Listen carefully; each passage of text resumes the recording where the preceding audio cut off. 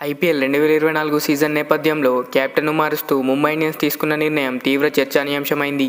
రోహిత్ శర్మను తప్పిస్తూ హార్దిక్ పాండ్యాను కొత్త కెప్టెన్గా ముంబై ఇండియన్స్ ప్రకటించడాన్ని ఆ జట్టు అభిమానులు జీర్ణించుకోలేకపోతున్నారు. ముఖ్యంగా రోహిత్ ఫ్యాన్స్ భావోద్వేగంగా స్పందిస్తున్నారు. కొందరు సోషల్ మీడియా వేదికగా ముంబై ఇండియన్స్ పేజీలను అన్ఫాలో చేస్తుంటే మరికొందరు ఆ జట్టు జెర్సీలను క్యాప్లను తగలబెట్టి నిరసన తెలుపుతున్నారు. ఇంకొందరు ముంబై ఇండియన్స్ నుంచి రోహిత్ శర్మ తప్పుకోవాలని డిమాండ్ చేస్తున్నారు. ఈ మధ్యలో తెలుగు రాష్ట్రాలకు చెందిన రోహిత్ అభిమానులు కొత్త ప్రాతిపదికను తెరపైకి తెచ్చారు. వెంటనే రోహిత్ శర్మ ముంబై ఇండియన్స్ వీడి సన్రైజ్ హైదరాబాద్లోకి వచ్చేయాలని రిక్వెస్ట్ చేస్తున్నారు.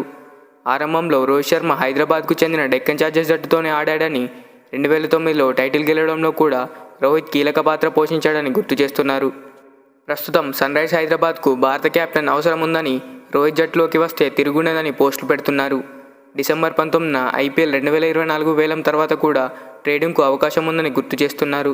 సన్రైజ్ హైదరాబాద్ ఫ్రాంచైజ్ సైతం రోహిత్ శర్మతో సంప్రదింపులు జరపాలని కోరుతున్నారు. డిసెంబర్ 12నే ట్రేడింగ్ విండో ముగిసిన డిసెంబర్ 19 మినీ వేలం తర్వాతి రోజు నుంచి మళ్లీ ఓపెన్ కానుంది. ఐపీఎల్ ప్రారంభమయ్యే నెల ముందు వరకు ఆటగాళ్లను ట్రేడింగ్ చేసుకునే వెసులుబాటు బీసీసీఐ కల్పించింది. దాంతో వేలం తర్వాత కూడా ఆయా జట్లలో మార్పులు జరిగే అవకాశం ఉంది. సన్రైజ్ హైదరాబాద్ను రోహిత్ శర్మ అంగీకరిస్తాడా అంటే అవునని చెప్పే పరిస్థితి అయితే లేదు. రోహిత్ శర్మతో సంప్రదింపులు జరిపిన తర్వాతే హార్దిక్ పాండ్యాకు కెప్టెన్సీ ఇచ్చినట్లు ముంబై ఇండియన్స్ స్పష్టం చేసింది. హార్దిక్ పాండ్యా ట్రేడింగ్ దగ్గర నుంచి కెప్టెన్గా ప్రకటించే వరకు ప్రతి విషయం రోహిత్ శర్మకు తెలుసని, అతనితో మాట్లాడిన తర్వాతే ఈ నిర్ణయాలు తీసుకున్నామని వెల్లడించింది.